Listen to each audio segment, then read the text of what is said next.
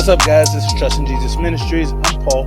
This is Pauline Theology's Daily Devo, and we are going over Genesis chapter 1, 24 through 25. We're going to do the first part of the 6-day land creatures. So the second part is humans, and so I want to deal a little bit more exclusively with that because there's so much involved in that, man.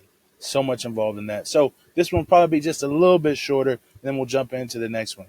But anyway, if you haven't checked out 24 through 25, go ahead and stop the tape, read it, see what it's about, come back, and then we'll discuss the 4 questions. If you already read it, man, hey, let's jump into it, right? Let's jump into it. So what is 1:24 through 25 saying? It is saying, God said, let the earth, sorry. Okay, and God said, let the earth bring forth living flesh, or I guess really, I'm sorry. It says, let the earth bring forth beasts after its kind, cattle, and creeping animals or creeping life of the earth after its kind. And it was so. And God made the beasts of the earth after its kind, the cattle after its kind, and all of the creeping things of the earth after its kind. And God saw that it was good. So what do we got here, man? What's the author trying to say? Well, we see next that the animal life has come up. And remember we talked about a little bit earlier about how they parallel day 1 with day 4, day 2 with day 5. And so now we got day 3 with day 6. The first day was the lights, and then it talks about the formation of the sun and the moon, the greater light and the lesser light. Second one was he made the skies, and then he made the waters. And so the second one says he filled the skies and he filled the waters with birds and with swarming things and the sea creatures. And then now we have him in day 3. He created the land, the dry land, and now he's filling the dry land. And what's also unique about too is that he did 2 creative acts. Now, I would say he did 2 creative acts last episode, yes, but it's the way in which he did these creative acts. He says, "Let there be," in in this one here, and then day 3 and in day 6, he says, let there be," in his creation. And so it's a nice parallel, a structure, a way in which the author writes so that we can kind of remember the things that God did on these days. Um, it's a what do they call that, a way in which you can remember. I don't know what it's called, but anyway, yeah. In this, it parallels with each other, and so one thing we see from this parallel is that what God plans to do, He does it. So we saw where it says the earth was tovu vavohu, or it was formless and void, or it was empty wasteland. And so some guys, and then He formed the earth in the first 3, and now He is filling the earth. This last one that we talk about when we talk about the beasts of the field and then the plants was in verse 3, or not verse 3, I'm sorry, on day 3 when he created the dry land and then the plants. Now we're seeing that he is creating the things to inhabit the dry land, animals, and then we're going to see later on humans, and then also the way in which we should sustain life as animals and humans is through the plants of the field. And so what God does to prepare the earth for inhabiting, which it says it was a void, or not void, I'm sorry, it was a wasteland.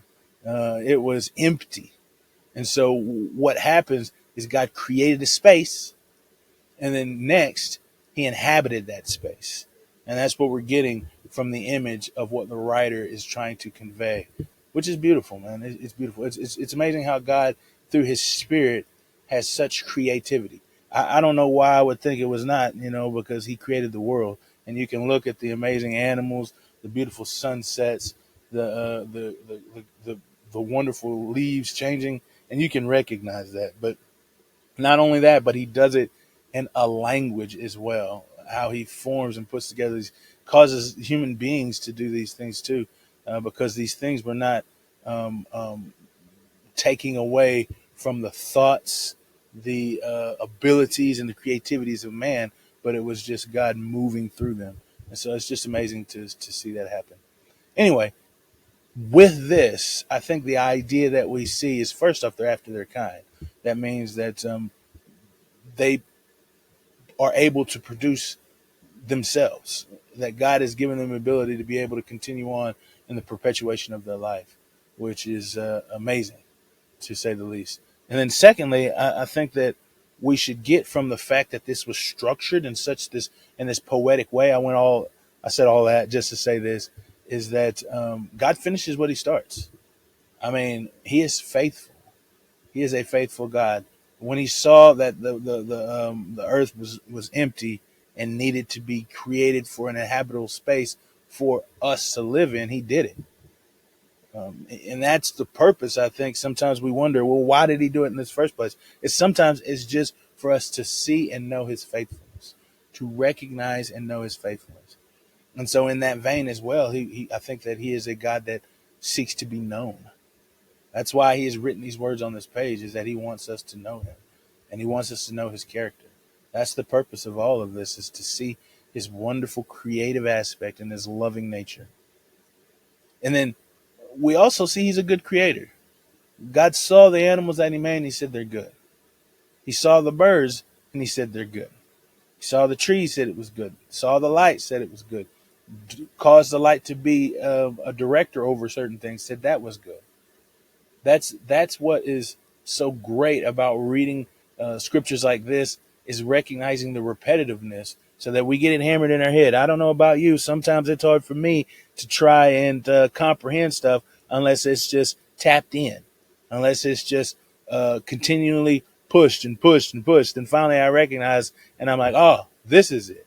Well, that's the thing here. We see God is sovereign because He created everything. And we're also seeing that He is a good creator, because every time He makes something, it's good. So he don't make junk. And then now we're seeing He's faithful by the structure of the poem that this is being written. It's just God finishes what He started. What does this say about man? Well, I think what we are about to see is that man is distinct from animals. There is a difference between men and beasts. And we'll see that. We'll see that coming up. But I think that as man, we need to recognize God's creativeness. We see He as a wonderful creator, a beautiful creator, and that everything He does is good. And so if we recognize that everything on this world is good, then we have to live under that aspect. I think I said the wrong word. But we need to live under that idea. It's because if God has declared it good, then we should see it as good and therefore seek to flourish it. And we'll see that next week. Sorry, not next week, but next episode as well. How do we apply these truths? Well, I think we should trust in the faithfulness of God. Like if He said He's going to do something, He will do it. He will accomplish His task. His word will not go void. He is not a man that He would lie.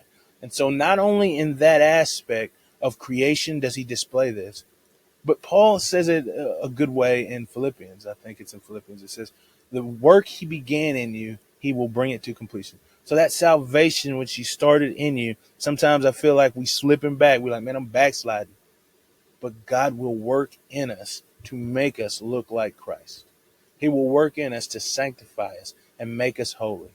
He will work in us for us to look like the picture of Christ to the world, so that they can come to know Him. And so in that, man, I think that we should remember that just as in creation, He has finished what He started, well, in new creation, He will finish what He has started. I appreciate you guys for listening, and I will see you next episode as we go into man. And it's going to be good, guys, so I hope you guys join me.